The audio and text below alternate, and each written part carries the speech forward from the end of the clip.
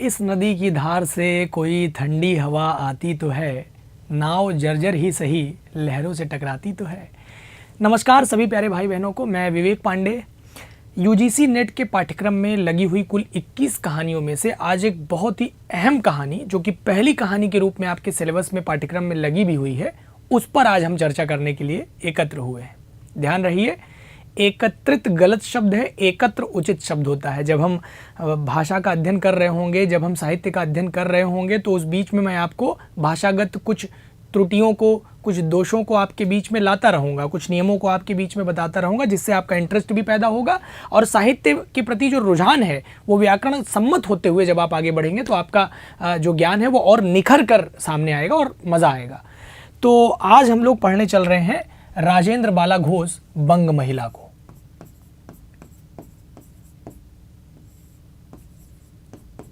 राजेंद्र बाला घोष, जिनको हम बंग महिला के नाम से जानते हैं। अब अगर आप नहीं समझ पाते कि बंग महिला से क्या तात्पर्य है, तो मैं मोटे तौर पर आपको समझा दूं कि ऐसी महिला जो बंगाल से हो, बंगाल से ताल्लुक़ रखती हो, बंगाली हो, उसे बंग महिला कहा जाएगा। लेकिन इसका ये पूर्णतः तात्पर्य नहीं है कि इनका पूरा संबंध बंगाल से जुड़ा हुआ है। नहीं, थोड़ा समय आपको भी इनके विषय में बताऊंगा तो आप जानकारी लेकर के आगे बढ़ पाएंगे। उसके पहले मैं थोड़ी सी बातें आपको हिंदी कहानी के संबंध में करता हुआ दिखाई पड़ूंगा। जब मैं कहानी की चर्चा करूंगा तो ज़्यादा नहीं, क्योंकि इस पर अगर बहुत ज़्यादा विस्तार कर देंगे तो मैं इससे जो कहानी आज आपके सामने लेके आने वाला हूं, इससे हम लोग कहीं बिलग हो जाएंगे। इसलिए मैं उससे बिलग ना होते हुए मैं मोटी मोटी बातें ही करूंगा हिंदी कहानी के संबंध में। देखिए, कहानी को किस्सा, गल्फ, आख्यायिका, कथा इत्यादि बहुत से नाम दिए गए हैं। इसको बहुत से नामों से जाना गया है। कथा, इसको किस्सा कहा जाता था। अगर आप अपने थोड़े से बचपन में लौट करके जाएं तो याद करिए, तो दादी नानी कहती थी ना कि आओ बाबू तुमको एक किस्सा सुनाते हैं, फिर आप किस्सा सुन करके सो जाते थे, है ना। जब आप बहुत ज़्यादा उद्दंडता करने लगते थे तो आपको दादी नानी जो है परिवार के बुज़ुर्ग लोग आपको कुछ ना कुछ किस्सा सुना करके कि एक था राजा, एक थी रानी, और उसके बाद उनका पुत्र नहीं हो रहा था। तो इस तरह से बातें करते हुए फिर वो बात को ख़त्म करते हैं और कहानी को ख़त्म करते हैं। ठीक है, तो किस्सा, इसे गल्फ भी कहा जाता रहा है, इसे आख्यायिका भी कहा जाता रहा है।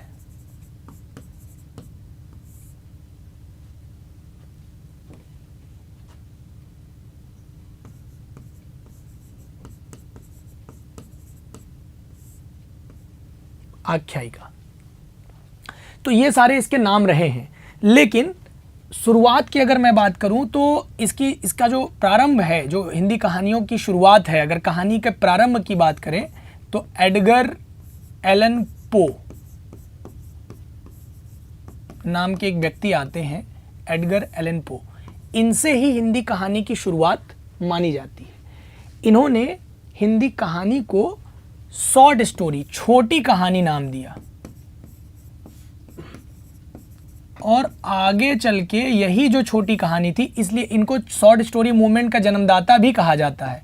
शॉर्ट स्टोरी जो मूवमेंट चला, इसको मैं शॉर्ट फॉर्म में SSM, छोटी कहानी के जन्मदाता भी कहा जाता है। शॉर्ट स्टोरी मूवमेंट चलाया इन्होंने ही।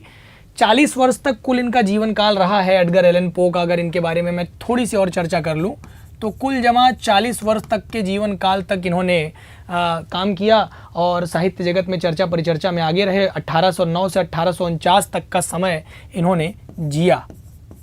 1809 से 1849 तक का कार्यकाल इनका रहा है, कुल 40 वर्ष का, जिसके माध्यम से एडगर एलन पो अपने शॉर्ट स्टोरी मूवमेंट के जन्मदाता के रूप में सामने आते हैं और पश्चिम से हिंदी कहानी का प्रारंभ भी माना जाता है। चूँकि पाश्चात्य थे तो पश्चिम से जो है हिंदी कहानी की शुरुआत हो रही है और सबसे प्राचीनतम विधाओं में से एक है। अब आप कहेंगे सर ये विधा क्या है, तो थोड़ा सा यहाँ पर भी प्रयास आपके साथ करूँगा कि आपको समझा पाऊँ। विधा, विधा अर्थात जॉनर, जॉनर या जॉनरे।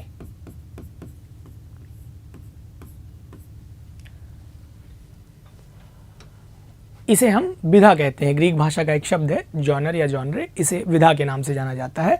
तो विधा की अगर बात करें तो कहानी, उपन्यास, नाटक, डायरी, रिपोर्टाज, ये सब विधाएं हैं। तो ये भी कहानी भी एक विधा है और बहुत प्राचीनतम विधाओं में से एक है। कविता और कहानी दोनों सबसे प्राचीनतम विधाओं में से एक माने जाते हैं।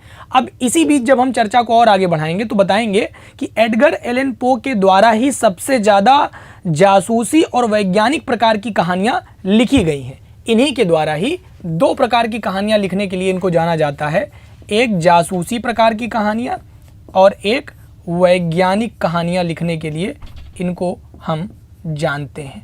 तो जासूसी और वैज्ञानिक प्रकार की प्रकृति की कहानियाँ लिखने के लिए एडगर एलन पो जो है ख्याति प्राप्त किए और इन्होंने ही शॉर्ट स्टोरी मूवमेंट यानी लघु कहानी आंदोलन की शुरुआत की। और कहा जाता है कि कहानी वह रचना है जो एक ही बैठक में समाप्त हो जाए। मतलब अगर हम एडगर एलन पो के शब्दों में अगर आपसे चर्चा करें कि कहानी किसे कहते हैं, तो कहानी वह विधा है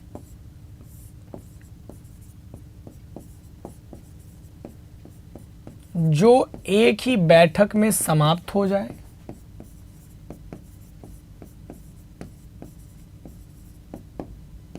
एक ही बैठक में समाप्त हो जाए,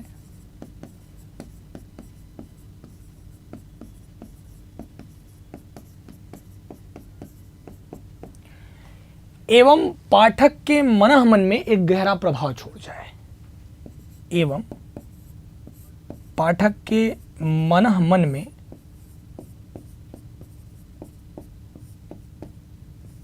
मनः मस्तिष्क में कह दीजिए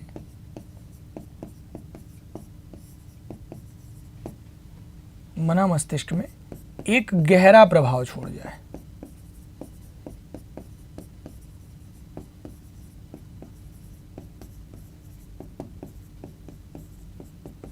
तो उसको हम कहानी कहेंगे, ऐसा एडगर एलन पो कह रहे हैं, क्योंकि इन्होंने कहानियों को छोटी कहानी के तौर पर प्रदर्शित किया। और अगर मैं शुरुआती दौर में बात करूं तो अगर हिंदी साहित्य जगत में आप किसी ऐसे लेखक का नाम लेना चाहें जिन्होंने कहानी को विश्वविख्यात बनाया, जिन्होंने कथा सम्राट होने की या कहानी सम्राट होने की जो है कला में पारंगत पाए गए, तो कथा सम्राट कहा गया उनको। कहानी सम्राट नहीं कहा गया बल्कि कथा सम्राट कहा गया। कारण क्या था, अभी मैं आपको समझाऊंगा कि कथा और कहानी में एक जो मोटा मोटा अंतर है वो क्या है। एक जो पतली धागे जितनी जो पतली सी लकीर है वो किस बात की ओर आपको ध्यान आकर्षित करती है, वहाँ पर हमारी आपसे बातचीत होगी। तो ध्यान रखिएगा, जब प्रेमचंद जी ने भी सबसे पहले, अब मैं एक बार फिर से ध्यान कराऊंगा कि प्रेमचंद्र कोई नाम नहीं है, साहित्य जगत में इस नाम का कोई व्यक्ति नहीं है। प्रेमचंद शब्द ध्यान रखिएगा, चंद्र नहीं, चंद। तो प्रेमचंद जी ने जो है जब शुरुआती दौर में कहानियाँ लिखना शुरू किया तो उन्होंने भी कहानियों को छोटी कहानी के तौर पर ही प्रदर्शित किया।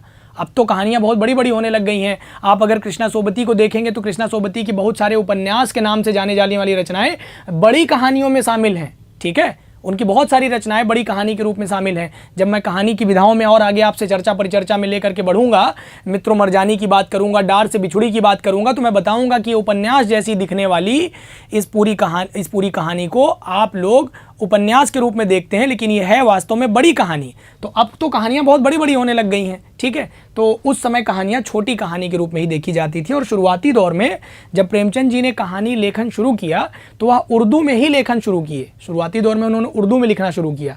उनकी बहुत सारी कहानियाँ हैं जो उर्दू में हैं और हिंदी में अनुदित रूप में आई हैं आपके सापेक्ष।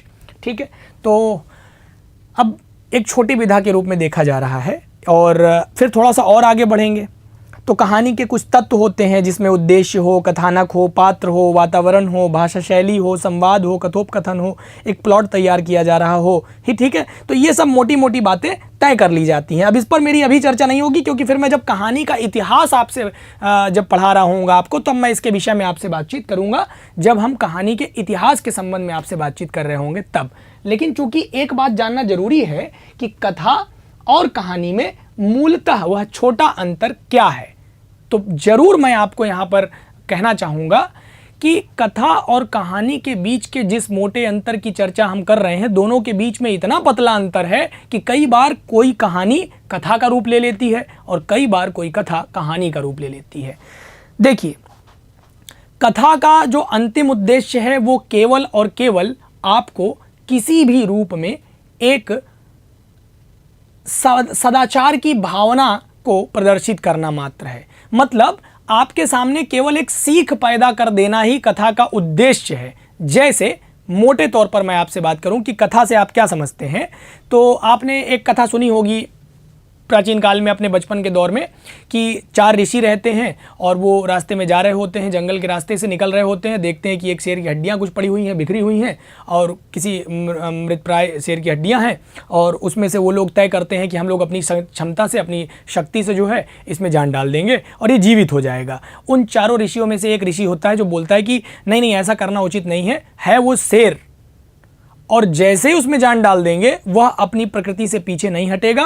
जैसे भिक्षु का कार्य डंक मारना है, उसी प्रकार शेर का काम भक्षण करना है, वो तुरंत ही हमें मार के खा जाएगा, ये ध्यान रखो। इसलिए हम ये काम बिल्कुल नहीं करना चाहिए। बाकी लोग 3 लोग उसको भगा दिए गए, जाओ तुम बेवकूफ़ आदमी हो, डरपोक हो, एकदम से किसी काम के नहीं हो। तो उसने कहा ठीक है, एक शर्त है, आप लोग को जो करना है करिए, मुझे पहले पेड़ पर चढ़ जाने दीजिए। ठीक है, मुझे पहले पेड़ पर चढ़ जाने दीजिए। तो पेड़ पर चढ़ गया। हमें सबको पता है कि भाई शेर पेड़ पर नहीं चढ़ पाता है। ठीक है, अब जैसे ही उन्होंने ये प्रक्रिया पूरी की, शेर जीवित हुआ, शेर में जान आ गई और वो तुरंत ही तीनों का राम नाम सत्य करके फुर्सत हो गया और ये भाई साहब पेड़ पे चढ़े हुए थे। तो अब बताइए इस कहानी से क्या, इस कथा से क्या सीख मिलती है? इससे कुछ सीख मिली ना कि भैया आपके पास विवेक होना अनिवार्य है, और विवेक होने के साथ साथ, बुद्धि होने के साथ साथ अगर विवेक नहीं है, मान लीजिए आपके पास, तीनों के पास बुद्धि बहुत थी, तीनों बहुत ज्ञानी थे, अपनी कलाओं में पारंगत थे। सोचिए, हड्डियों को मिला करके उसमें जान डाल देना तो पुरुषार्थ था उन सब में, ईश्वर से दैवीय शक्तियां प्राप्त किए हुए थे, तीनों में प्रकांडता थी, तीनों प्रकांड थे, तीनों बहुत बौद्धिक थे, लेकिन विवेक की कमी थी। उस चौथे व्यक्ति के पास बुद्धि थोड़ी सी कम भले रही हो, लेकिन विवेक बहुत था, और जब विवेक था उसको पता था भैया जो है शेर का ये काम है, शेर अपना काम करेगा, वो पीछे नहीं हटेगा, तो ये उठते ही जो है हम लोग का भैया काम तमाम कर दे, उससे पहले हम लोग यहाँ से निकल लें। ये कथा है, कथा का काम है आपके लिए एक सीख छोड़ जाना। सीख छोड़ने के अलावा, एक सदाचार छोड़ने के अलावा, सदाचार के विषय में चर्चा करने के अलावा इसका कोई और अन्य अर्थ नहीं है। कि इस अर्थ के साथ ही यह देखा गया है कि कई बार यह कहानी के बहुत निकट पाया जाता है। इसलिए इसको कहानी और कथा में जो मूल अंतर की अगर जब हम बात करते हैं, तो कहानी और कथा के बीच में जो मूल अंतर है वो यही है कि दोनों के बीच में जब कहानी की बात करते हैं तो कहानी औत्सुक्य का भाव प्रकट करती है कि आगे क्या हुआ। जब कहानी की बात करेंगे तो कहानी औत्सुक्य का भाव प्रकट करती है। औत्सुक्य यानी उत्सुकता का भाव प्रकट करती है, उसमें उत्सुकता का भाव रह जाता है, यह खत्म नहीं होता कभी भी। जैसे कहा जाए एक राजा था, एक रानी थी, दोनों बहुत खुशी खुशी रहते थे, तो ये कहानी बनी नहीं पाएगी, पॉसिबल ही नहीं है कि कहानी बने। आपको कहना पड़ेगा कि एक राजा था, एक रानी थी, दोनों दुखी थे क्योंकि उनकी संतान नहीं हो रही थी। हर प्रकार से धन संपदा और बल और सौंदर्य पे राज था उनका, लेकिन उनको पुत्र संतान की उत्पत्ति नहीं। तब जाकर के कहीं से उत्सुकता का भाव आएगा कि अभी आगे क्या होना है, आगे क्या होना है का भाव ही कहानी को कहानी बनाता है। मोटे तौर पर समझ लीजिए। तो ये रहा कुल मिलाकर के कहानी और कथा के बीच का एक मोटा मोटा अंतर, इसकी शुरुआत के विषय में मोटी जानकारी। और जब हम हिंदी साहित्य जगत में इनको लेकर के उतरते हैं तो आपको बता दें कि हिंदी कहानी की जो शुरुआत हो रही है वह सरस्वती पत्रिका से मानी जा रही है। आचार्य शुक्ल जी ने कहा है कि सरस्वती पत्रिका, वैसे तो सरस्वती पत्रिका सन 1900 में आ रही है और इसके आने से पहले ही बहुत सारी कहानियां आ चुकी हैं, लिस्ट जारी हो चुकी है। और लिस्ट कैसे जारी हो चुकी है? पहली कहानी की लड़ाई में सन 1900 के पहले लिखी हुई बहुत सारी कहानियां पहली कहानी की लड़ाई में शामिल हैं, कोई कमी नहीं है। यहां तक कि जिस कहानी को अभी हम पढ़ने चल रहे हैं, यह कहानी भी भवदेव पांडे के द्वारा हिंदी की पहली राजनीतिक कहानियों में शामिल की जाती है। और अभी जब आप पढ़ेंगे तो आपको समझ में आएगा कैसे, किस प्रकार लॉर्ड कर्जन की जो नीति थी, उस कूटनीति पर कितना करारा प्रहार किया गया है, पत्रात्मक शैली में लिखा हुआ कितना शानदार जो है लेखन है, अभी आपको मैं दिखाता हूं। तो सरस्वती पत्रिका से हिंदी कहानी की शुरुआत मानी जा रही है, जो कि सन 1900 में है। 1900 के बाद की भी बहुत सारी कहानियां और इसके पहले की भी बहुत सारी कहानियां हिंदी की प्रथम कहानी होने की लिस्ट में शामिल होते हैं, और विशेष कारणों के अभाव में वह पहली कहानी साबित नहीं हो पाते। हम अभी भी अगर साहित्यिक रूप में देखें, सर्वमान्य मत अगर देखें, सब कुछ छोड़ करके अगर सभी के द्वारा, सभी बौद्धिकों के द्वारा, सभी साहित्य मनीषियों के द्वारा माना गया वह मत जिसमें एक सम्मति बनी हो, तो वह मत अभी भी हमारे पास लहना सिंह के केंद्रीय चरित्र पर और विश्व युद्ध की प्रथम विश्व युद्ध की पृष्ठभूमि पर लिखी हुई कहानी जो है आज भी मानी जाती है, जिसको हम लोग पढ़ते हैं, तो वही पहली कहानी है। अब फिर चलिए उस पर हम लोग की अलग से बात होगी कि पहली कहानी क्या है। मैं सारी कहानियों को लिस्ट में लेकर के चर्चा करूंगा कि किस पर किस चीज़ का प्रभाव होने के कारण या कथानक की कमी होने के कारण या क्या कमी होने के कारण वो पहली कहानी की लिस्ट में शामिल नहीं हो पाया। लेकिन कहानी की शुरुआत सन 1900 से की जा रही है, और जब 1900 से शुरू की जा रही है तो यही वो दौर है जब प्रेमचंद जी का लेखन शुरू हो रहा है। तो अब आ जाइए, एक तो प्रेमचंद जी हैं, जरा सा इसको हमको कई खंडों में बांट के पढ़ना पड़ेगा। तो एक तो प्रेमचंद जी आ जाएंगे, तो प्रेमचंद जी आ जाएंगे, दो ही लोग जो है प्रेमचंद, देखिए मैंने अभी बताया और मैंने ही लिखने में गलती कर दी, तो प्रेमचंद प्रसाद, ये दो लोग थे जो हिंदी कहानी में गजब का काम कर रहे थे, और इन्हीं के नाम पर एक युग चल निकला हिंदी कहानी के क्षेत्र में, प्रेमचंद प्रसाद युग। और एक इनके पहले का युग आपके सामने निकल करके आएगा, प्रेमचंद के पहले का युग एक आपके सामने निकल करके आ जाएगा कि प्रेमचंद के पहले, तो प्रेमचंद पूर्व युग बन जाएगा आपका, प्रेमचंद पूर्व युग, प्रेमचंद पूर्व युग बन जाएगा आपका एक।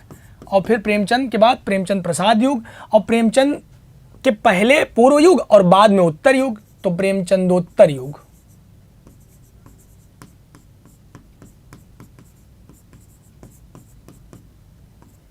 तो एक प्रेमचंदोत्तर युग चला। फिर उसके बाद जब मैं और आगे चलूंगा तो यहां से मैं थोड़ा सा इस बात को खत्म करते हुए और आगे चलना चाहूंगा। प्रेमचंदोत्तर युग के बाद फिर जो है नई कविता का, नई कहानी का दौर आया। नई कहानी चौथा चरण निकल करके आया। उत्तर प्रेमचंद के बाद नई कहानी, और फिर नई कहानी के परवर्ती आंदोलन, तो नई कहानी का दौर आया।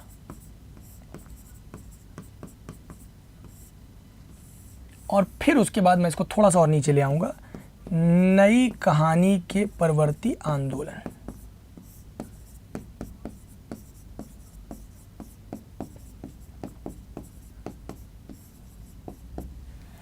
ये पूरा का पूरा जो दृश्य आप देख पा रहे हैं अभी स्क्रीन पर, ये हिंदी कहानी को पढ़ने के लिए, जैसे कि हम जब 4 खंडों में बांट करके हिंदी साहित्य के इतिहास का अध्ययन करते हैं, आदिकाल, भक्तिकाल, रीतिकाल, आधुनिक काल, वैसे जब हम हिंदी कहानी को पढ़ने निकलते हैं तो हम उसे कुछ खंडों में बांट लेते हैं। मैंने आपसे कहा कि कैसे शुरुआत करेंगे, तो प्रेमचंद और प्रसाद ये दो लोग हिंदी कहानी में गजब का काम कर रहे थे, जिन्होंने हिंदी कहानी को एक नया मुकाम तक पहुंचाने का प्रयास किया। तो ये वो युग था प्रेमचंद पूर्व युग। ये वो समय था जब मैंने कहा ना कि हिंदी कहानी की शुरुआत कहाँ से मानी जा रही है, तो 1900 से मानी जा रही, सरस्वती पत्रिका से।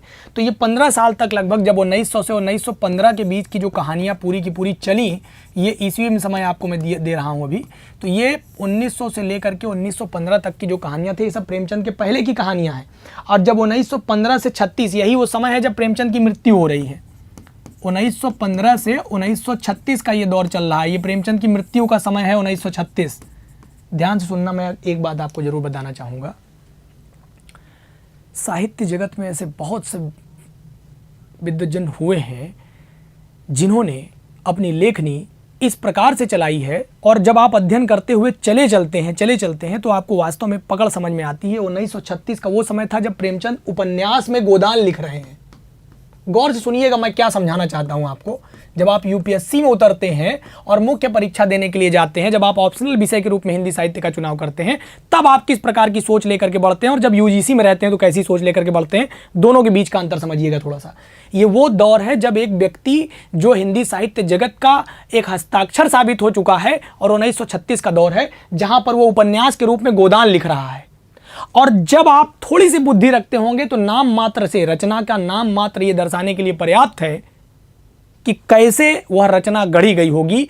भारतीय हिंदू परंपरा में गौ का दान किसी व्यक्ति की मृत्यु के 10वें दिन किया जाता है, और यह रचना पढ़ने से पहले ही एक बौद्धिक व्यक्ति आकलन करने से पीछे न रहेगा, अछूता न रहेगा कि गौदान यानी निश्चित ही ये उपन्यास किसी की मृत्यु रच रही है, निश्चित है।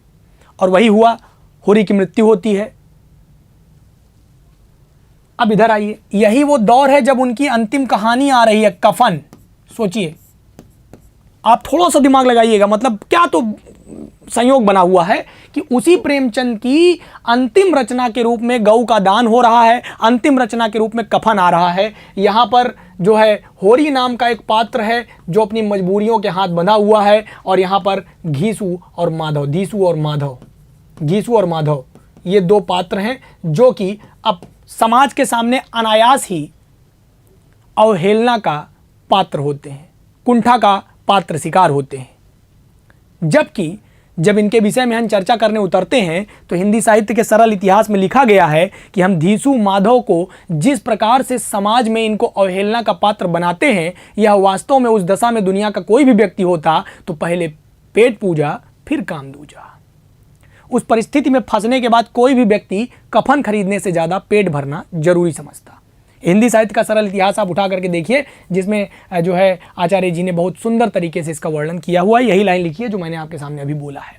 अब आइए, तो ये वो दौर है जब प्रेमचंद और प्रसाद जी लिख रहे हैं। 1915 से 1936 का दौर चल रहा है जब प्रेमचंद प्रसाद युग चल रहा है, ठीक है। और यहीं से 36 से लेकर 55 उत्तर प्रेमचंद्र चल रहा है, 1936 से लेकर के 55 तक ये आपका प्रेमचंदोत्तर युग, प्रेमचंद के बाद का समय यहाँ से 36 से लेकर 55 तक चला। और वहीं 56 से 60 का जो समय है वो नई कहानी का दौर है। जैसे नई कविता का दौर है वैसे नई कहानी का दौर है, 1956 से 1960 का दौर।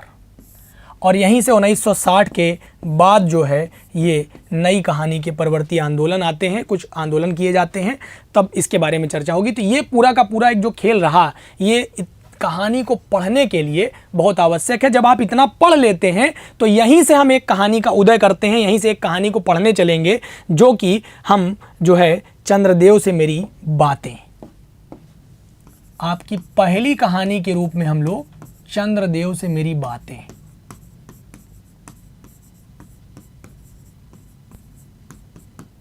पढ़ने के लिए चलेंगे। अब इसको लिखने वाली लेखिका हैं।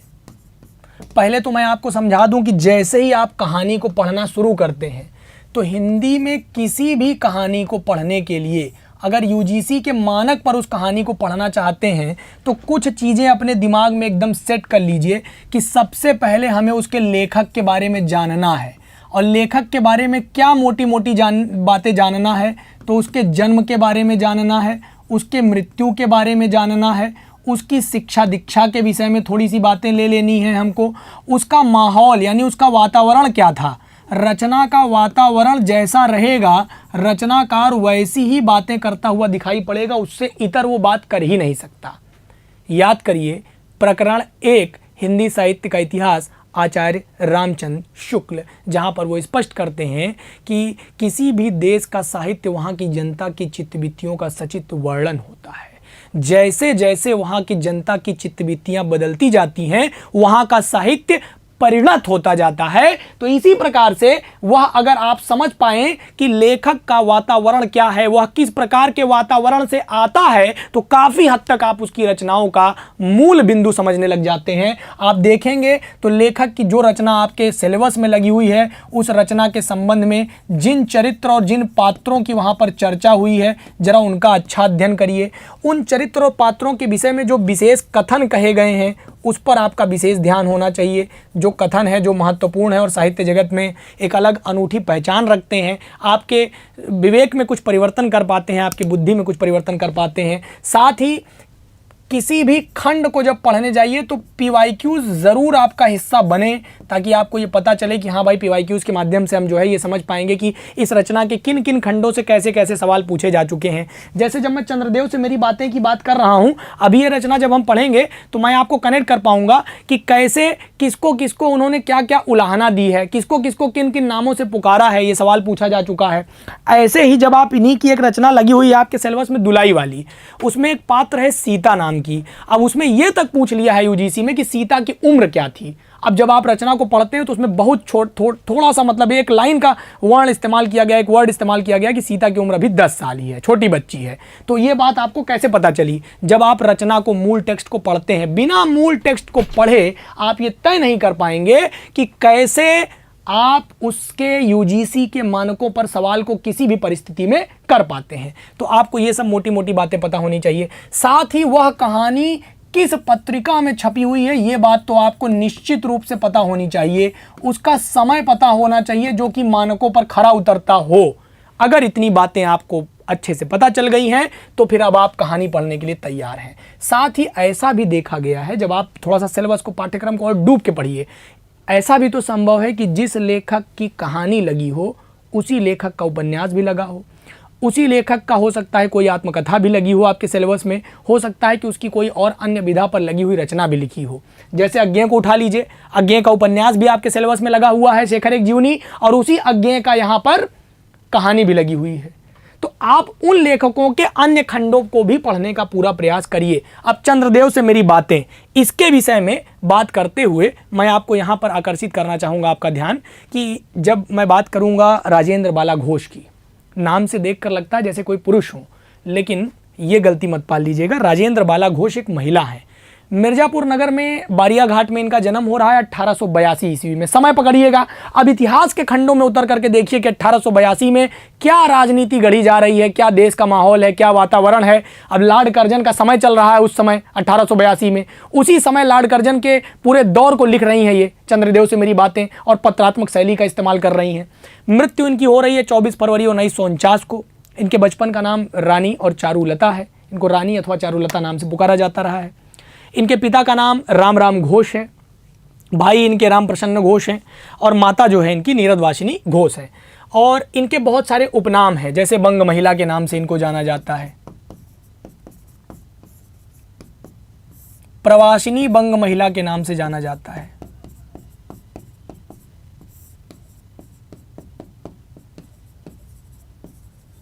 तो इन सभी विशेष नामों से भी इनको पुकारा जा रहा है। साथ ही इनके रचना संसार पर हम उतरेंगे, लेकिन रचना संसार में उतरने से पहले मैं आपको इनकी कहानी की ओर ले चलता हूं ताकि आपको मैं उनकी कहानी थोड़ा सा समझा पाऊं। गौर करिएगा, बड़ी बेहतरीन स्टोरी है, और जरा सा जब आप इसको पढ़ेंगे, और पढ़ने का सलीका आज मैं सिखाऊंगा कि कैसे कहानियां पढ़ी जाती हैं यूजीसी के सिलेबस में लगी हुई। शुरुआत देखिए कैसे शुरुआत कर रही है भगवान चंद्रदेव, और व्याकरणिक कोटि में थोड़ा सा उतरिए तो पता चलेगा कि जब हम किसी का नाम पुकारते हैं तो संबोधन कारक लगता है, और संबोधन चिन्ह भी यहाँ पर लगा हुआ है। भगवान चंद्रदेव, आपके कोमल कमलवत चरणों को आपकी दासी का अनेक बार प्रणाम, ऐसे शुरुआत हो रही है। शब्दावली देखिए आप जरा सा किस प्रकार से शुरू हो रही है। तो यहाँ पर कह रही हैं कि भगवान चंद्रदेव, आपके कमलवत कोमल चरणों में इस दासी का अनेक बार प्रणाम।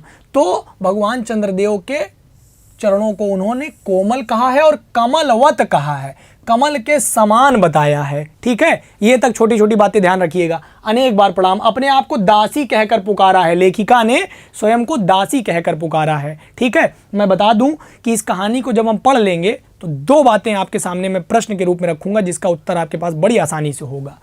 आज मैं आपसे दो चार बातें करने की इच्छा रखती हूं। देखो, सुनी अनसुनी सी मत करना, मतलब मेरी बात सुनकर सुना अनसुना मत करना कि अरे चलो ठीक है बोल रही है बोल देने तो, नहीं तो सुनेंगे तो नहीं सुनेंगे तो क्या ही कर लेगी। अपने बड़प्पन की ओर ध्यान देना। अच्छा कहती हूँ सुनो, मतलब ऐसा अगर करोगे ना कि कहीं सुनी अनसुनी कर दोगे तो मैं मान लूँगी कि तुम बहुत बड़े नहीं हो। अगर अपना बड़प्पन चाहते हो और सच में मानते हो कि मैं बड़ा हूँ तो अपना बड़प्पन ध्यान देना और मेरी बातों को गौर से सुनना। अच्छा कहती हूँ सुनो, मैं सुनती हूँ कि आप इस आकाश मंडल में चिरकाल से वास कर रहे हैं। क्या ये बात सत्य है?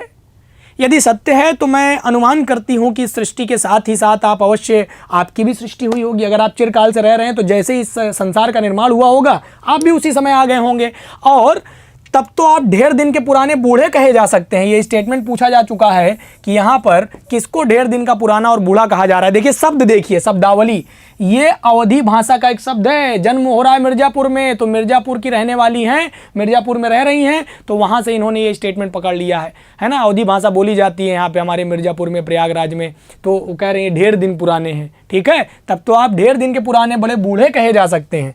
ये क्यों? कि आपका डिपार्टमेंट यानी महकमे में ट्रांसफर या बदली का नियम नहीं है क्या? क्या आपकी गवर्नमेंट पेंशन भी नहीं देती है? बड़े खेद की बात है। यदि आप हमारी न्यायशीलता गवर्नमेंट के किसी विभाग में सर्विस कर रहे होते ना, तो अब तक आपकी बहुत पदोन्नति हो गई होती, और ऐसे पोस्ट पर रह करके भारत के न जाने कितने सुरम्य स्थानों पर, जंगलों पर आपने विचरण कर लिया होता, और ऐसी पोस्ट पर रह करके आपने न जाने कितने सुरम्य नगर घूमे होते, पर्वत जंगल घूमे होते, झाड़ियों में भ्रमण किया होता। यहीं पर कूट वाले सवाल बनाए जाते हैं कि भगवान चंद्रदेव को उन्होंने किन किन स्थानों पर, किस पोस्ट पर रह करके किन किन स्थानों पर घूमने की बात कही है। अंत में इस वृद्ध अवस्था में पेंशन भी प्राप्त करते और काशी जैसे पुनीत और शांति धाम में बैठ करके हरि नाम का स्मरण करते हुए अपना परलोक बना लेते। और ये हमारी बड़ी भारी भूल हुई है भगवान चंद्रदेव, क्षमा कीजिएगा। आप तो अमर हैं, आपको मृत्यु कहाँ। मतलब जब ये बात लिख लेती हैं तो कहती हैं कि आप तो अमर हैं, मुझे क्षमा करिएगा, मुझसे भूल हुई, मैं क्षमा चाहती हूँ कि आप तो अमर हैं, आपको मृत्यु कहाँ। तब परलोक कैसा बनाना। ओहो हो, देवता भी अपनी जाति के कैसे पक्षपाती होते हैं। देखो ना चंद्रदेव को अमृत दे करके उन्होंने अमर कर दिया, और मनुष्य हो करके हमारे अंग्रेज अपने जाति वालों का पक्षपात करें तो आश्चर्य ही क्या है। ये इससे बड़ा कुठाराघात लेखनी में एक महिला हो करके जिस प्रकार, सोचिए समय क्या चल रहा है, उस समय से उठ करके लिख रही है रचना को। जब आप उठा करके देखेंगे तो ये रचना आपकी आ रही है, जो है जब इस रचना को आप उठा करके देखते हैं तो ये रचना आपकी छप रही है बंग महिला के द्वारा हिंदी की पहली कहानीकार के रूप में 1907 में, और 1900 से शुरुआत हो रही है, जो है 1907 में ये रचना निकल करके आ रही है और सरस्वती पत्रिका 1900 में छप रही है। और ये वो दौर था जब हिंदी कहानी का उदय हो रहा था, उसी समय ये लेखन आया हुआ है। और पत्रात्मक शैली, जब आप इसको देखेंगे तो इसकी शैली कैसी है लेखन की, तो पत्रात्मक शैली का प्रयोग करके इन्होंने लिखा हुआ है। ऐसा लिख रही हैं जैसे किसी व्यक्ति को पत्र लिखा जाता है, उस भाषा में उतर करके बात कर रही हैं। और कितना बड़ा कुठाराघात किया है कि देखिए, अगर आपको, आपके ईश्वर भी कितने पक्षपाती हैं, उन्होंने आपको दे दिया अमृत और आपको कर दिया अमर, और अगर अंग्रेज जाति के लोग अंग्रेजों पर जो हम पर हुकूमत करके अपने अंग्रेज लोगों को आगे बढ़ाते हैं, तो ये कैसा पक्षपात है। जब आपके यहाँ वाजिब है तो हमारे यहाँ भी वाजिब है, इस प्रकार की बातें कर रही हैं। देखिए, अपनी जाति वालों को पक्षपात करें तो आश्चर्य क्या है। फिर उसके बाद और आगे बढ़ती हैं, जरा देखते चलिए, बहुत मज़ा आने वाला है इसको पढ़ करके। फिर अच्छा, यदि आपको अंग्रेज जाति की सेवा करना स्वीकार हो तो एक एप्लीकेशन यानी निवेदन पत्र, बीच बीच में इन्होंने देखिए लिखने के दौरान बहुत जब अंग्रेजी शब्दों का प्रयोग किया है, 1907 का दौर है, पकड़िएगा जरूर। एप्लीकेशन शब्द को हिंदी में भी इन्होंने डिफाइन किया है कि निवेदन पत्र, ठीक है। और हमारे आधुनिक भारत के प्रभु लॉर्ड कर्जन के पास भेज दीजिए। ये उस समय का दौर है जब उस समय लॉर्ड कर्जन का दौर चल रहा था। लॉर्ड कर्जन का भारत पर शासन है और वो गवर्नर बन करके आया हुआ है, जनरल बन करके आया हुआ है। और ये वही समय है जब उसके द्वारा किया गया जो शासन है उससे देश खुश नहीं है, प्रसन्नचित नहीं है, और उसी पर कुठाराघात करने के लिए रचना लिखी गई है। अब लॉर्ड कर्जन के पास भेज दीजिएगा। आशा है कि आपको आदरपूर्वक अवश्य आह्वान करेंगे, क्योंकि आप अधम भारतवासियों की भांति कृष्णांग तो हैं ही नहीं। कृष्णांग किसको कहा गया है, तो ये स्टेटमेंट पूछा जाएगा आपसे। भारतीयों को कृष्णांग, कृष्ण धन अंग, कृष्ण मतलब काला, अंग मतलब शरीर, तो काले शरीर वाले तो हैं नहीं, आप तो भैया गोरे चिट्टे हैं, आपसे तो तुलना की जाती है हमारे यहाँ सौंदर्य की चंद्रमा की तरह चमक रहा है, ठीक है। तो जो आपको अच्छी नौकरी देने में उनकी गौरांग जाति मतलब किसको, अंग्रेजों को इन्होंने गौरांग जाति कही है कि गोरे अंगों वाली जाति है, वो कुपित हो नहीं उठेगी, क्योंकि आप तो कृष्णांग हैं ही नहीं, ठीक है। और फिर आप तो एक सुयोग्य हैं, आप कार्यदक्ष हैं, परिश्रमी हैं, बहुदर्शी हैं। तो ये भी प्रश्न बन सकता है कि चंद्रदेव को किन किन विशेषणों से नवाजा है उन्होंने उनको सुयोग्य कहा है, कार्यदक्ष कहा है, परिश्रमी कहा है, बहुदर्शी कहा है, कार्यकुशल कहा है, सरल स्वभाव का महात्मा बताया है। मैं विश्वास करती हूं कि जब लॉर्ड कर्जन हमारे भारत के स्थायी भाग्य विधाता बन करके आएंगे तो आपको किसी कमीशन का मेंबर नहीं तो मिशन में भर्ती जरूर कर देवेंगे। क्यों कर देवेंगे? क्योंकि उनको कमीशन और मिशन दोनों ही बहुत प्रिय है। कमीशन और मिशन की बात की गई है यहाँ पर, ध्यान दीजिएगा। कमीशन यानी आयोग और मिशन यानी किसी चीज़ को निर्मित करके उस पर कार्य करने के लिए किसी को भेज देना। तो कमीशन भी पसंद है और मिशन भी पसंद है, ठीक है। अच्छा, ये कमीशन आयोग के लिए नहीं था। एक कमीशन जो है कहीं ना कहीं से इस बात को दिखाता है कि पीछे से और डाउन द टेबल लिया गया पैसा, ठीक है ना।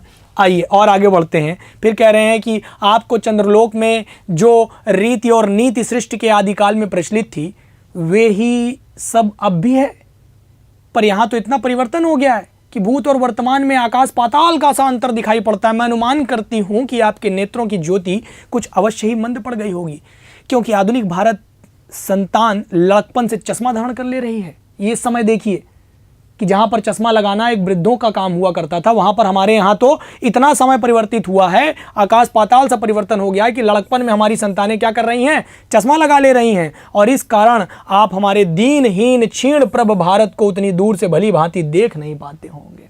भगवान चंद्रदेव के नाम पर किया गया राष्ट्र पर यह कुठाराघात है, उसके शासन व्यवस्था पर किया गया बहुत तगड़ा चोट है। अतएव आपसे सादर कहती हूं कि इस बार कृपा कर भारत को देख तो आइए। यद्यपि इस बात को जानती हूं कि आपको इतना अवकाश कहाँ है, पर 8वें दिन न सही तो महीने में एक दिन अर्थात अमावस को तो आपको हॉलीडे यानी छुट्टी मिलती होगी ना। उस दिन तो अंधेरी काली रात होती है, आपकी ज़रूरत पड़ती नहीं है। तो यदि आप उस दिन चाहें तो भारत भ्रमण कर सकते हैं। अब कहाँ कहाँ भ्रमण करवाई हैं देखिए। इस भ्रमण में आपको कितने ही नूतन दृश्य देखने को मिलेंगे, जहां सहसा देखकर आपकी बुद्धि जरूर चकरा जाएगी। यदि आपसे सारे हिंदुस्तान का भ्रमण शीघ्रता के कारण न हो सके तो केवल राजधानी कलकत्ता को देख लीजिएगा और वहां के कल कारखानों को देख करके आपको ये अवश्य ही कहना पड़ेगा कि यहाँ के कारीगर तो विश्वकर्मा के लड़कदादा निकले। स्टेटमेंट ध्यान रखिएगा, किससे? यहाँ पर कलकत्ता के कारीगरों को विश्वकर्मा से इनका जो है तुलना करती हुई बताती हैं कि ये उनके भी लड़कदादा हैं, ठीक है, मतलब उनसे भी ज़्यादा श्रेष्ठ हैं। और आपकी प्रिय सहयोगिनी दामिनो जो मेघों पर आरोहण करके आनंद से अटखेलियाँ किया करती हैं, ये बेचारी भी यहाँ मनुष्य के हाथों का खिलौना बनी हुई हैं। भगवान निशानाथ, तो अब देखिएगा इनको चंद्रदेव कहा गया है, निशानाथ कहा गया है। ये सब चीज़ें अलग से नोट करते चलिए कि इनको किन किन विशेषणों से पुकारा गया है, क्योंकि प्रश्न बनेगा। तो भगवान निशानाथ हो गए हैं, अब ये रात्रि के नाथ हैं। जिस समय आप अपनी निर्मल चंद्रिका को बटोर मेघमाला अथवा पर्वतों की ओट से सिंधु की गोद में जा सकते हैं, उस समय यही नीरदवासिनी विश्वमोहिनी सौदामिनी अपनी उज्ज्वल मूर्ति से आलोक प्रदान कर रात को दिन बना देती है। आपके देवलोक में जितने देवता है ना, उनके वाहन भी उतने हैं। किसी का गज है, किसी का हाथी है, किसी का हंस है, हाथी गज है, और किसी का हंस है, किसी का बैल है, किसी का चूहा है। लेकिन यहाँ तो सारा बोझ आपकी चपला और अग्निदेव के मत्थे मर दिया गया। जरा से समझिएगा कि कैसे बताने का प्रयास है। यहाँ पर केवल फ्यूल के माध्यम से चीज़ें चल रही हैं, बिजली के माध्यम से चीज़ें चल रही हैं, बैटरी के माध्यम से चीज़ें चल रही हैं, सारी चीज़ें। लेकिन आपके यहाँ चलने के लिए लोगों के पास अलग अलग वाहन बनाए गए हैं, है ना। ये किस प्रकार से देखिए सकरेपन को दिखाती है ये बात कहीं ना कहीं से। अब आइए थोड़ा सा और आगे बढ़ते हैं। तो फिर कहते हैं कि हमारे श्वेतांग महाप्रभु गण को, श्वेतांग महाप्रभु किसको कहा गया है? अंग्रेजों को कहा गया है, सफ़ेद अंग वाले। तो गौरांग जाति अंग्रेजों को और श्वेतांग कहा गया है, बहुत गौर समझिएगा। इसीलिए मैं बार बार कहता हूं कि अगर आप यूजीसी की तैयारी कर रहे हैं तो कहीं ना कहीं से आपको मूल टेक्स्ट का अध्ययन अवश्य करना पड़ेगा। बिना मूल टेक्स्ट ना तो सिलेक्शन हो सकता है, ना तो आप किसी कॉन्टेक्स्ट को इतना समझ सकते हैं जितनी आवश्यकता पड़ेगी। आइए हमारे श्वेतांग महाप्रभु गण को जहां पर कुछ कठिनाई का सामना आ पड़ा है, झट उन्होंने इलेक्ट्रिसिटी को पकड़ लिया, इलेक्ट्रिसिटी लापट के ले आकर के, और कठिन से कठिन कार्य कितने सहजता से, कितने बढ़िया से संपादित हो जा रहा है। हमारे यहाँ के उच्च शिक्षा प्राप्त युवक तो देखिए ये बात कही गई है यहाँ पर कि उच्च शिक्षा प्राप्त युवकों को काठ के पुतलों की भांति रखा गया है, काठ के पुतलों की तरह मुंह ताकते रहते हैं। और जिस व्योमवासिनी विद्युत देवी को स्पर्श करने का किसी व्यक्ति में साहस नहीं हो सकता, वहीं आज पराए घर में आश्रिता नारियों की भांति ऐसे दबाव में पड़ी हुई हैं कि चूं तक नहीं कर सकती हैं। करें तो क्या करें? एक बात बताइए, जो घरों में बिजली इस्तेमाल होती है कैसे इस्तेमाल होती है? क्या खुले नंगे तार घूमते रहते हैं चारों तरफ? नहीं, वो दीवारों के बीच में मढ़ी गई होती हैं और एक पाइप के बीच में से निकलती हैं। आप उनका पूरा लाभ ले रहे होते हैं, हिमाकत नहीं कर सकते उनको छूने की। तो वही कह रही हैं कि जिनको छूने की भी कोई हिमाकत न कर सके और वो इस प्रकार से जो है पराए घरों में आश्रित नारियों की भांति रह रही हैं और चूं तक नहीं कर पा रही हैं। बेचारी के भाग्य में विधाता ने दासी वृत्ति लिखा है, तो उन्होंने विद्युत के लिए दासी वृत्ति नाम का विशेषण इस्तेमाल किया है कि उनकी जो वृत्ति है वो दासी वृत्ति है। अच्छा, हरि पदोद्भा यानी हरि के पद से उत्पन्न होने वाली, हरि पदोद्भा त्रैलोक के पावनी सुरसरी के भी खोटे दिन आ गए हैं। वह भी अब स्थान स्थान में बंधनग्रस्त हो चुकी हैं। उनके वक्षस्थल पर जहाँ तहाँ मोटे मोटे बृहदाकार खंभ लगा दिए गए हैं। आप देखिए गली मोहल्लों में निकल करके कहीं पर तो बड़े बड़े खंभे, उन पर तारों का पूरा बोझ छाया हुआ है। कलकत्ता आदि को देख करके आपके देवराज सुरेंद्र भी कहेंगे, तो कलकत्ता को जब देखेंगे तो जो देवराज सुरेंद्र हैं वो कहेंगे कि अमरावती तो इनके आगे निरा फीकी सी जान पड़ती है। ईडन गार्डन तो परिजात पारिशोभित नंदन कानन को भी मात दे रही है। नंदन कानन यानी ये देवों का जो वन है उसको नंदन कानन कहा जा रहा है, ठीक है, तो उनको नंदन कानन कहा जा रहा है, उसको भी मात दे रहे हैं। वहां के विश्वविद्यालय का विश्वश्रेष्ठ पंडित भी विश्वव्यापिनी विद्या को देख करके वीणा पाणी सरस्वती भी कहने लग जाएंगी कि निस्संदेह इन विद्या दिग्गजों की विद्या चमत्कारिणी है। कितना बौद्धिक रूप से उन्होंने देखिए यहाँ पर अपने लेखन में किस प्रकार से फटकार भी लगाया है, कुठाराघात भी किया है अपने समय और परिस्थितियों पर, और किस प्रकार से लगातार लज्जित भी हो रहा होगा जो पत्र पढ़ रहा होगा। अगर भगवान चंद्रदेव वास्तव में ये पत्र पढ़ लेते तो लज्जा के मारे निरा पानी पानी हो जाते। अब देखिए कह रहे हैं कि देखकर वीणा पाणी सरस्वती भी कहने लग जाएंगी कि निस्संदेह इन विद्या दिग्गजों की विद्या बहुत चमत्कारिणी है।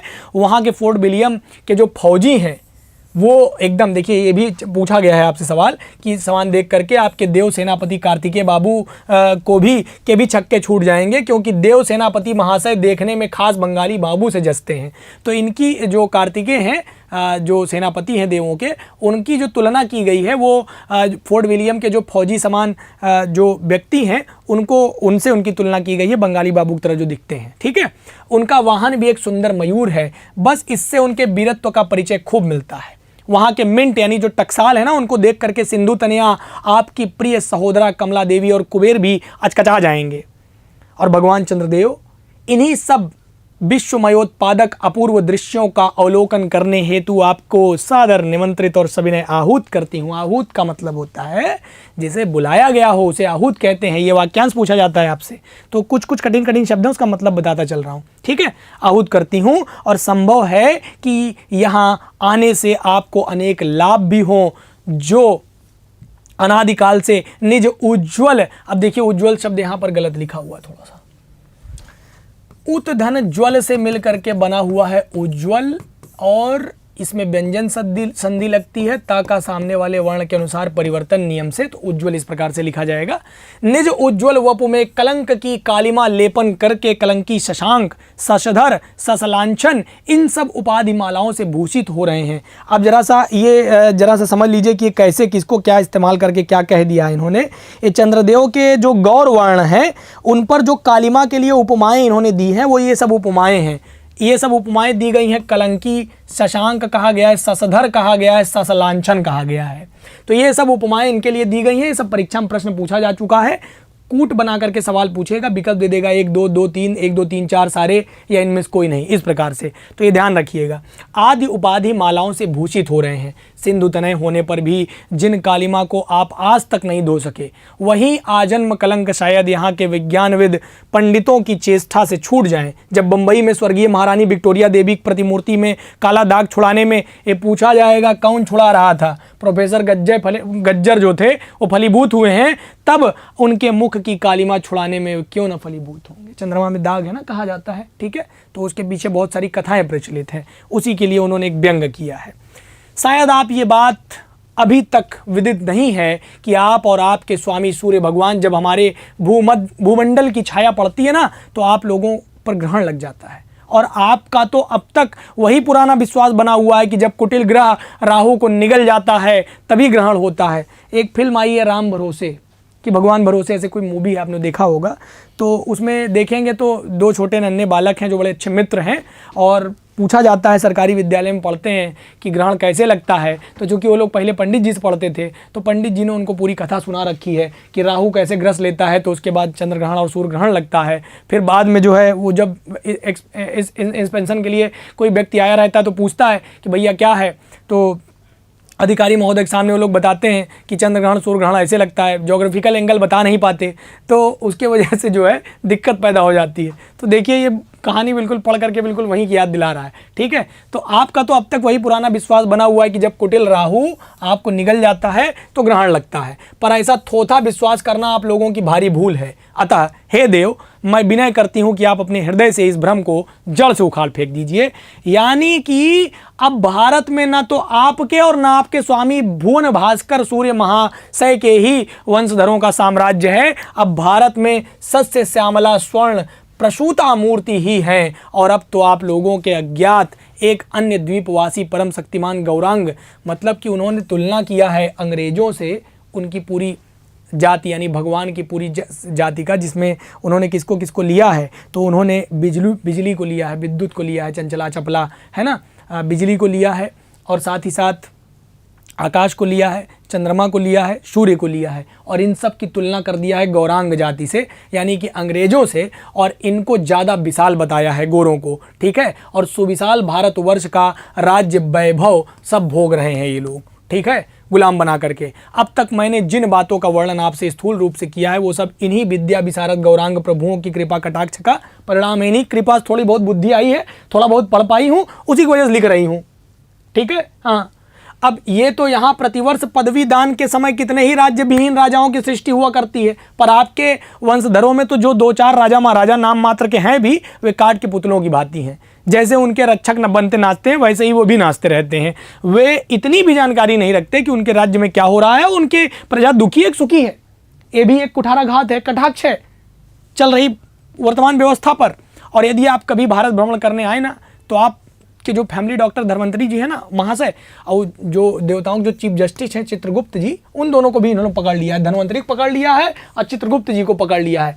धन्वंतरी को उन्होंने फैमिली डॉक्टर बताया है, चित्रगुप्त जी को चीफ जस्टिस बताते हुए कहती हैं कि आशा है कि धन्वंतरी महाशय यहाँ के डॉक्टरों के सन्निकट चिकित्सा संबंधी बहुत से शिक्षा का लाभ भी प्राप्त करेंगे। जैसे एक प्लेग नामक बीमारी आती है ना, तो प्लेग महाराज बोला है इन्होंने। प्लेग एक बीमारी होती है, पूरा गाँव गाँव साफ हो जाता है जब होती है। तो पुराने समय में आप रचनाएं पढ़ेंगे तो पता चलेगा कि प्लेग बीमारी पूरा गांव गांव साफ हो गया, ठीक है। हाँ, तो प्लेग महाराज ईश्वर न करें आपको चंद्रलोक या देवलोक में घुस पड़े तो वहाँ उनको निकलना बहुत सहज बात न होगी। मतलब आप लोग बच नहीं पाएंगे अगर ये बीमारी आपके देवलोक में पहुँच गई तो। यही जब चिकित्सा शास्त्र के बड़े बड़े पारदर्शी उन पर विजय नहीं पा सके, तब वहाँ आपके देवलोक की जड़ी बूटियों के प्रयोग से क्या होगा, कुछ नहीं होगा। ये सब अंग्रेज जाति की दी हुई व्यवस्थाएं हैं जिससे हम लोग इससे बाहर निकल आ रहे हैं, है ना। अब फिर उसके बाद कह रहे हैं कि यहाँ के इंडियन पिनल कोड की जो धाराएं हैं उसको देखकर चित्रगुप्त महाराज के यहाँ जो दंड विधि जो कानून उन्होंने बनाया है ना, बहुत कुछ उसमें सुधार करेंगे वो जा करके। जो व्यवस्थाएं यहाँ कायम की है अंग्रेजों ने, जो यहाँ पर इंडियन पिनल कोड चलता है, पीसी धाराएं चलती हैं, उसमें जो आपके यहाँ के चित्रगुप्त जी हैं जरूर अपने दंड विधान में कुछ परिवर्तन करेंगे। और ये भी कुठाराघात किया है उन्होंने, ठीक है। हाँ, किस प्रकार से दंड विधि जो हमारे यहाँ चल रही है, वहाँ पर अमीर अपने आप को कहीं ना कहीं सुरक्षित कर लेता है, गरीब व्यक्ति उस गरीबी के बीच में और फंसता चला जाता है। उसके लिए सारे नियम काम करते हैं, और सबसे उत्तुंग शिखर पर बैठे हुए व्यक्ति के लिए कोई नियम काम नहीं करता। उसके लिए सारी व्यवस्थाएं उसके अनुरूप चलती हैं। जैसे अंग्रेजों ने जितने भी नियम बनाए उसमें वो अपने आप को सुरक्षित रखते थे, और जो लोग उनके जंगल में आते थे, जो लोग उनके चंगुल में आते थे, वो सब उसमें फंसते चले जाते थे। उसी प्रकार की धाराएं वहाँ चल रही हैं, उसी कुठाराघात करने का प्रयास की हैं। अब चित्रगुप्त जी महाराज अपने यहाँ की जो दंड विधि है उसमें परिवर्तन करेंगे, और यदि बोझ ना हो तो यहाँ से 2-4 टाइपराइटर भी खरीद ले जाएंगे वो। ये देखिए, इस पर भी सवाल पूछा हुआ है। कह रहे हैं टाइपराइटर भी खरीद ले जाएंगे जब प्लेग महाराज की अपार अनुग्रह से उनके ऑफिस में जब काम ज़्यादा बढ़ जाएगा। कैसे काम ज़्यादा बढ़ जाएगा, समझिए किस प्रकार की बात उन्होंने कही है। जब ज़्यादा लोगों की मृत्यु होगी और जब वहाँ जाने लग जाएंगे तो उनका लेखा जोखा कैसे करेंगे, बेचारे थक जाएंगे। उनके यहाँ प्लेग बीमारी फैल जाएगी, उनके यहाँ भी सब लोग कमज़ोर पड़ जाएंगे। तो 2-4 टाइपराइटर यहाँ से उठा ले जाएंगे ताकि जल्दी जल्दी खटाखट ये मरे वो मरे सब लिखते हुए फुर्सत कर दिया जाए, ठीक है ना। कह रहे हैं कि अपार अनुग्रह से उनके ऑफिस में कार्य की जो अधिकता होगी, उनके राइटर्स बिल्डिंग के जो राइटर्स के काम है वो बहुत सुविधा होगी उससे, और जो 2-4 दिन का काम है वो लोग 2-4 घंटे में निपटा देंगे, बहुत तेज हैं। अच्छा, अब मैं आपसे अलविदा लूँगी। मैंने आपको इतनी बातें कही, इस पर खेद है, और आपने उनके अनुकूल या प्रतिकूल एक बात का भी उत्तर अभी तक दिया नहीं है। पर आपके इस मौन अवलंबन को मैं स्वीकार का सूचक समझती हूँ कि आप आएंगे, घूमे टहलेंगे। कहने का मतलब ये है। अच्छा, तो मेरी प्रार्थना को कबूल करके एक दफ़ा यहाँ आइएगा ज़रूर, और फिर ये पूरा का पूरा आपका ख़त्म हो जाता है।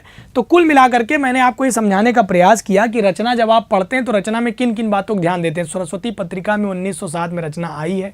अब इनकी और रचना संसार को देखेंगे तो 1904 में चंद्रदेव से मेरी बातें आई है, रचना लिखी गई है, एक बार प्रकाशित है, दूसरी बार प्रकाशित हुई 1907 में। सरस्वती पत्रिका में ये 1907 में प्रकाशित हुई है, ठीक है। फिर कुंभ में छोटी बहू इनकी दूसरी रचना है 1906 में। दान प्रतिदान 1906 में। दुलाई वाली ये रचना भी आपके यूजीसी के सिलेबस में लगी हुई है। इसी के बारे में मैं कह रहा था कि यहाँ पर सीता की उम्र पूछी गई है। मैं आपको बता दूं कि हिंदी की पहली कहानी की लिस्ट में भवदेव पांडे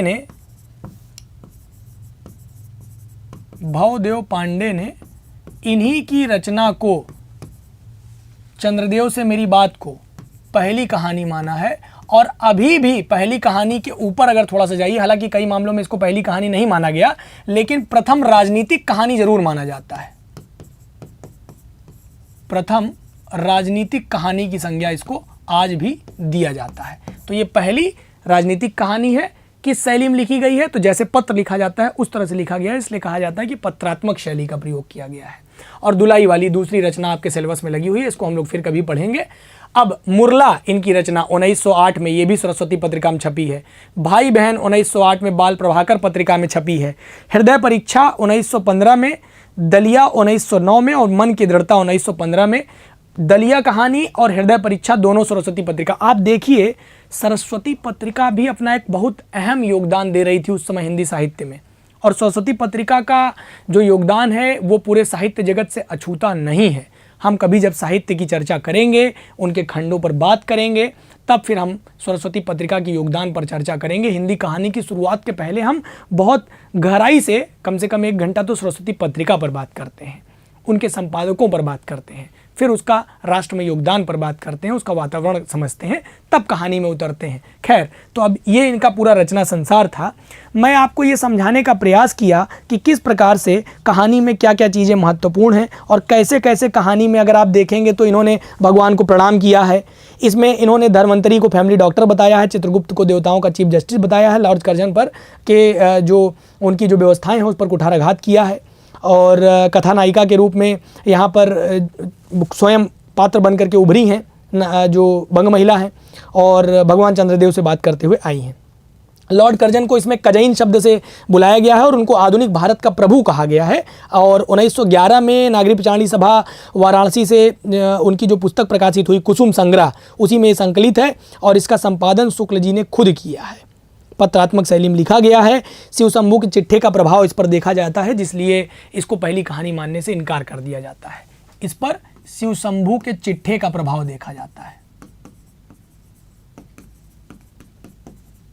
आप सोच रहे होंगे कि क्यों इसको पहली कहानी नहीं माना गया, जबकि कहानी इतनी श्रेष्ठ है, यूजीसी सिलेबस में लगी है, बावजूद इसको पहली कहानी मानने से इनकार क्यों किया गया? क्योंकि कहानी में यदि अनुदित होने का भाव कहीं से पैदा हो गया, जैसे टेम्पेस्ट का प्रभाव दिखता है रचना में, इंदुमती किशोरीलाल गोस्वामी कहानी को पहली कहानी माना गया। हाई स्कूल इंटर तक आप भी पहली कहानी मानते रहे होंगे, लेकिन यूजीसी के स्तर पे आकर के उसको पछाड़ दिया जाता है। उसमें टेम्पेस्ट का प्रभाव दिखाई पड़ता है, उसकी नकल दिखती है, इसलिए उसको पीछे कर दिया गया।